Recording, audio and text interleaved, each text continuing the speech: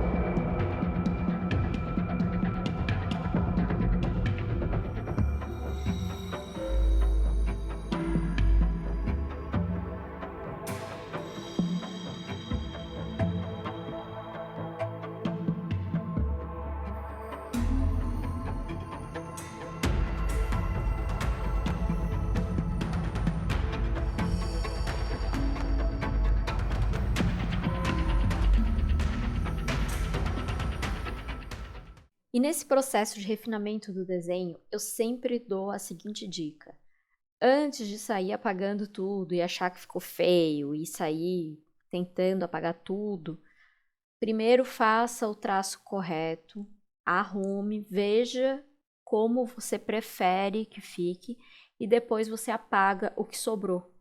Fica mais fácil de visualizar assim e corrigir o traço. Então, com o traço pronto, contra a luz você marca a área que você precisa pintar o avesso, que você vai pintar esse avesso com o lápis grafite, porque a gente vai fazer uma espécie de carbono para transferir para o papel que a gente vai pintar de fato. Feito isso, você vai pegar o rascunho e colocar sobre o papel de pintura, o papel de desenho artístico mesmo. E aí eu gosto de prender com uma fita crepe ou uma fitinha dessas de cola fraca que tem por aí. Bem fácil de encontrar. E aí você prende só em uma borda, porque daí você pode ir conferindo o que você fez sem que o desenho saia do lugar, para que você transfira bem certinho. E agora é só contornar todo o desenho, e eu gosto de fazer isso com lápis colorido. Primeiro porque o lápis de cor ele tem a ponta um pouco mais suave e aí não marca tanto o papel de baixo, não vai ficar marcado, e também porque você consegue ver o que você está fazendo. Terminada essa etapa, é só retirar o papel de rascunho de cima, reservar, fazer os pequenos ajustes, ver o que saiu do lugar, dar uma consertadinha, porque às vezes a gente faz isso mesmo, mas muito de leve, cuidando para não sujar esse papel, não deixar marca, enfim, porque no lápis de cor aparece muito. Qualquer uma dessas coisas fica bem marcado. Antes de começar a pintar, eu começo tirando o excesso só da área que eu vou pintar naquele momento, E a gente sempre começa no lápis de cor pela área que está mais em cima no desenho. No caso, esse gomo central aí da abóbora. Então, a primeira camada é uma camada fraquinha. E caso você não tenha familiaridade com a técnica, seja o primeiro vídeo que você está assistindo, eu vou deixar aqui em cima também o vídeo de referência, que é a técnica básica, um dos primeiros vídeos que eu postei falando como pintar com lápis de cor. Então, essa primeira camada é uma camada bem suave, ela não é com acabamento, para a gente entender e mapear onde são as partes escuras, para dar essa sensação de volume que tem na abóbora.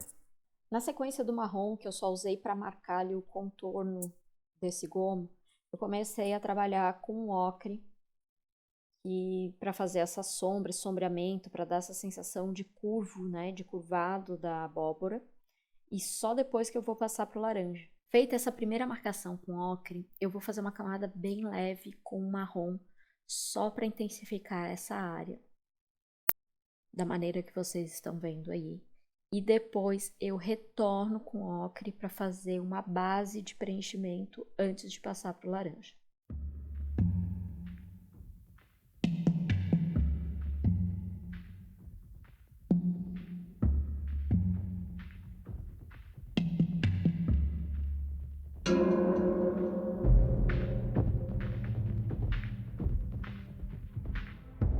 Depois dessa camada do laranja, eu ainda achei que estava muito artificial. Mesmo sendo um desenho, estava um pouco laranjão demais.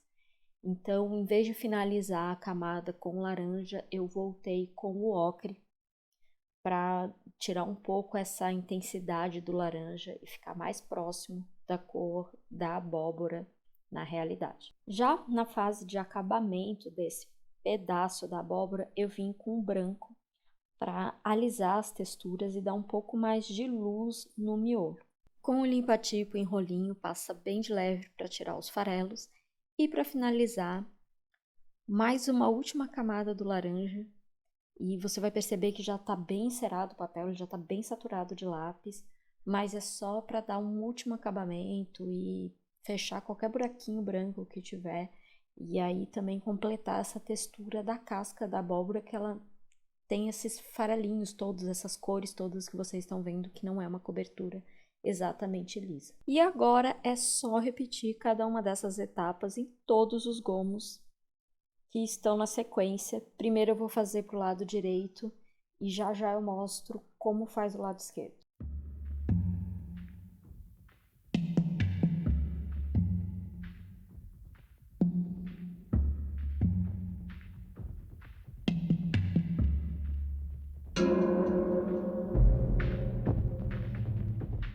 Com o lado direito feito, a gente deixa aquele último pedacinho para depois, eu vou mostrar por quê. A gente inverte a folha e vai manter a mesma lógica da direita. A gente vai fazer agora de cabeça para baixo para a esquerda, porque assim não muda as etapas, enfim, a posição do que você está pintando. Terminado o lado esquerdo, a gente vai retomar o desenho para a posição inicial. E a próxima etapa é a gente vai pintar o cabinho ali, que é o que está logo o objeto mais atrás dos gomos da abóbora. E aqui a lógica se repete, como sempre, no lápis de cor. Primeiro a gente vai fazer essa marcação com o marrom, tanto das sombras, do volume desse cabo, que lembra um cilindro, né? Ele é arredondado, e dessas texturas, essas ranhuras que tem ali no cabo da abóbora. E o próximo passo é vir com o ocre para cobrir tanto o marrom quanto as partes em branco que ficaram ali, mas ainda assim uma primeira camada. Não vá pintando tudo muito forte de uma vez. O preenchimento é um jeito e não força para deixar essa cor bem saturada. E depois do ocre, só para mesclar todas as cores e dar um acabamento melhor, eu vim com um branco. E aí ele fica um ocre um pouco menos amarelo e um pouco mais creme. Acho que ficou mais legal dessa maneira. E sim, agora você descobriu para que serve o lápis branco na caixa do lápis de cor. Já que a maior parte das vezes a gente pinta no papel branco, não faria muito sentido, embora tenha papéis coloridos hoje em dia. Mas essa é uma grande utilidade do lápis branco. E agora, lembra aquele último gominho que ficou lá atrás? Então, ele é de fato o último pedacinho que está por trás de tudo, está por trás tanto do cabo quanto dos gomos da frente, e por isso ele ficou por último. Não parece, mas faz toda a diferença e ajuda a ter essa percepção de perspectiva, que tem algo mais atrás. Então, ajuda nessa percepção de volume, porque afinal de contas a gente está fazendo um desenho plano em 2D que tem que dar a sensação de volume.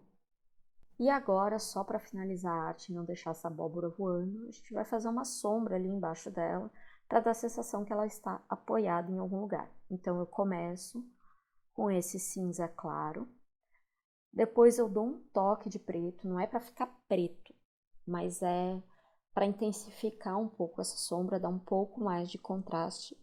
E eu finalizo com um lápis branco novamente, só para mesclar tudo isso junto e não deixar essa sombra porosa, deixar uma coisa bem difusa, que é o que dá um charme, né, nessa sombra, enfim.